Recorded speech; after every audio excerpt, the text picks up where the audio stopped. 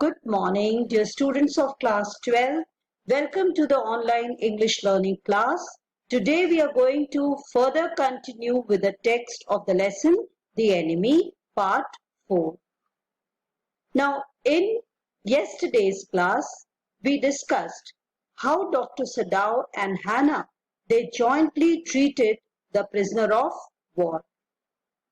Hannah, being his wife, was always at the side of her husband like a dutiful wife. And she also assisted her husband, Dr. Sadao, in administering anesthesia to the prisoner of war.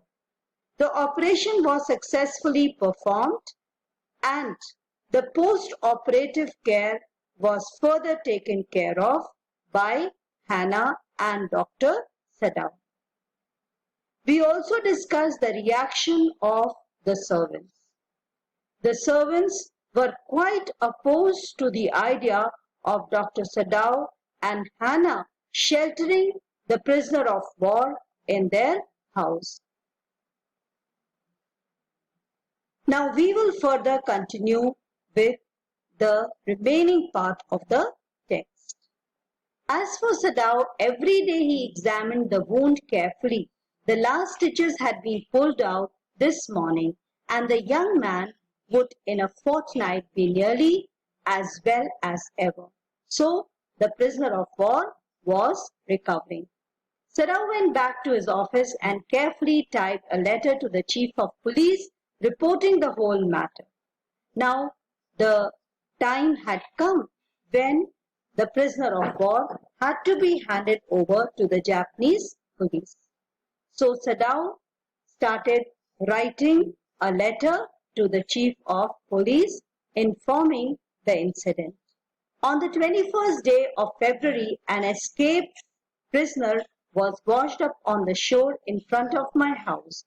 So far he typed, and then he opened a secret drawer of his desk and put the unfinished report into it. He did not complete the letter.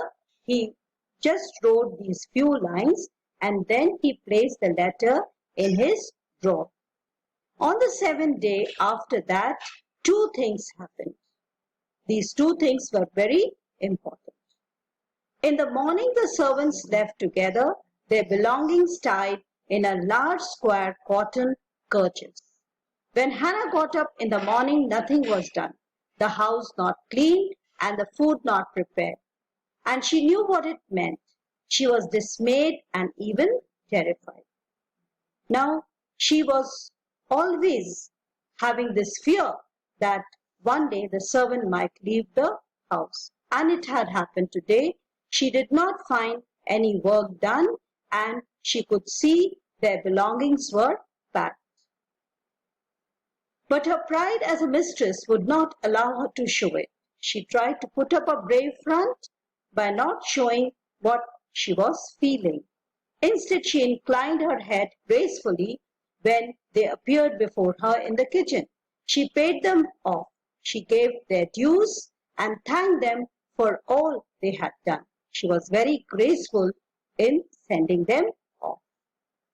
They were crying, but she did not cry. The servants showed their emotions by crying. They did not like leaving this house. They had been serving this house for many years. And they even before Dr. Sadao, during his father's days, some of the servants were serving the house. The cook and the gardener had served Sadao since he was a little boy in his father's house. And Yummy cried because of the children. They were attached to the family. She was so grieving that after she had gone, she ran back to Hannah. If the baby misses me too much tonight, send for me. I am going to my house and you know where it is. Thank you, Hannah said, smiling. But she told herself she would not send for Yummy, however the baby cried. She had made up her mind that she is not going to take the help of the servants any more. She made the breakfast and Sadao helped with the children. So Sadao also helped his wife.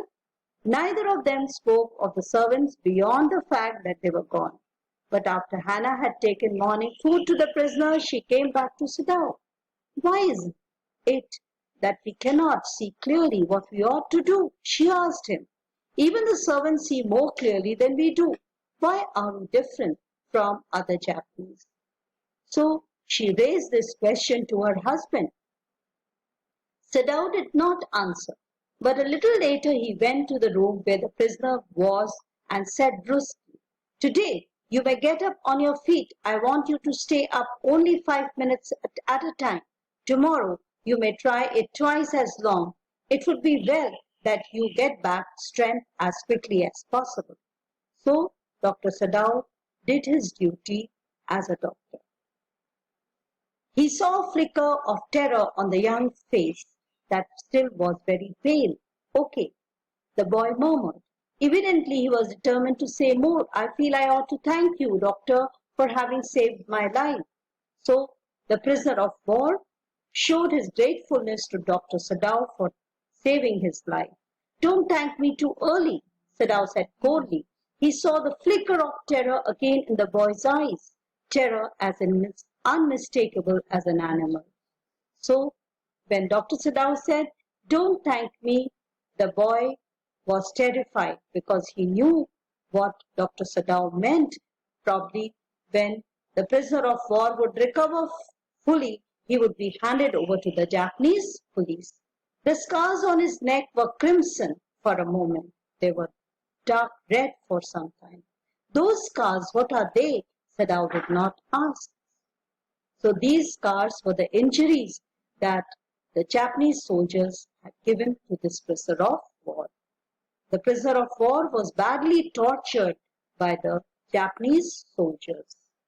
Again and again there is mention of scars in the lesson. In the afternoon, the second thing happened. The first thing was the servants left the house. And the second thing that happened was Hannah worked hard on unaccustomed labor. She saw a messenger come to the door in an official uniform. Her hands went weak and she could not draw her breath. The servants must have told already, so she feared that this information might have been given by the servants, and that is why messengers were in the house to arrest Dr. Sadao. She ran to Sadao gasping, unable to utter a word, but by then the messenger had simply followed her through the garden, and there he stood. She pointed at him helplessly. Sadao looked up from his book. He was in his office, the other partition, which was thrown open to the garden for the southern sunshine. "What is it?" he asked the messenger, and then he rose, seeing the man's uniform. "You are to come to the palace. The old general is in pain." So the messengers had come, as they were called sent by the general to Dr. Sadao, as the general was in pain. "Oh," Hannah prayed, "is that all?" "All," the messenger exclaimed. "Is it not enough?" "Indeed it is," she replied. "I am very sorry." So she was fearing that probably the messengers had come to arrest Dr. Sadao. But they had come because the general was in pain, and they were sent by the general to call Dr. Sadao. When Sadao came to say goodbye, he was in the kitchen but doing nothing. The children were asleep, and she sat merely resting for a moment, more exhausted from pride than from work. She was very tired. Not from work, but because of the tension. "I thought they had come to arrest you," she said. He gazed down into her anxious eyes. "I must rid of this man for your sake," he said in distress. "Somehow I must rid of him." So it was time now to hand over this man to the Japanese police. Sadao goes to the general. "Of course," the general said weakly, "I understand fully, and that's because I once took a degree in Princeton. So few Japanese have." "I care nothing for the man, Excellency," Sadao said, "but having operated upon him with such success, yes, it only makes me feel you more indispensable to me. Evidently you can save anyone's life. You are so skilled. You say you think I can stand one more such attack as I have today? Not more than one." So the general was talking about his own illness, and Sadao was indirectly mentioning about the prisoner of war who was sheltering in his house. Then certainly I can allow nothing to happen to you. So the general indirectly mentioned that your life for me is very precious because my life can only be saved by you. The general said with anxiety. His long pale face became expressionless, which meant he was in deep thought. You cannot be arrested. Suppose you were condemned to death and the next day I had to have my operation. That shows that the general was selfish. Earlier also, he had not sent Dr. Sadao with the troop because he wanted him for his own ailment. And that concern the general had by saying that if you were punished to death for being a traitor, for harboring the prisoner of war, if I need you the next day for my operation, then what is going to happen? There are other surgeons, Excellency. Sadao said, there are other surgeons who are equally skilled than me. They can take care of you. None I trust, the general replied. The best ones have been trained by Germans, would consider the operation successful even if I die. The doctors were skilled, no doubt. Other doctors were skilled, no doubt. But they were trained by Germans. And because of their training, they would consider the operation to be successful and not bother about my life. I do not care for their point of view, he sighed. It seems a pity that we can not better combine the German ruthlessness with American sentimentality. As you've been trained in America, you are more sentimental. And because you are more sentimental and skilled, you can better take care of me rather than the doctors who've been trained in Germany, because they are more ruthless. Then you could turn your prisoner over to execution, and yet I could be sure you would not murder me while I was unconscious. The general laughed. He had an unusual sense of humor. As a Japanese, could you not combine these two foreign elements? He asked. Sadao smiled. I am quite sure, he said, but for your sake, I would be willing to try, Excellency. So, I am going to go to any extent to save your life. This assurance Dr. Sadao gave to the general. The general shook his head. I had rather not be in the test case, so I cannot depend on my life for the Germans, the doctors who've been trained in Germany. He said, he felt suddenly weak and overwhelmed with cares of his life as an official in times such as these, when repeated victory brought great responsibilities all over the South Pacific. It is very unfortunate that this man should have washed up on your doorstep, he said irritably.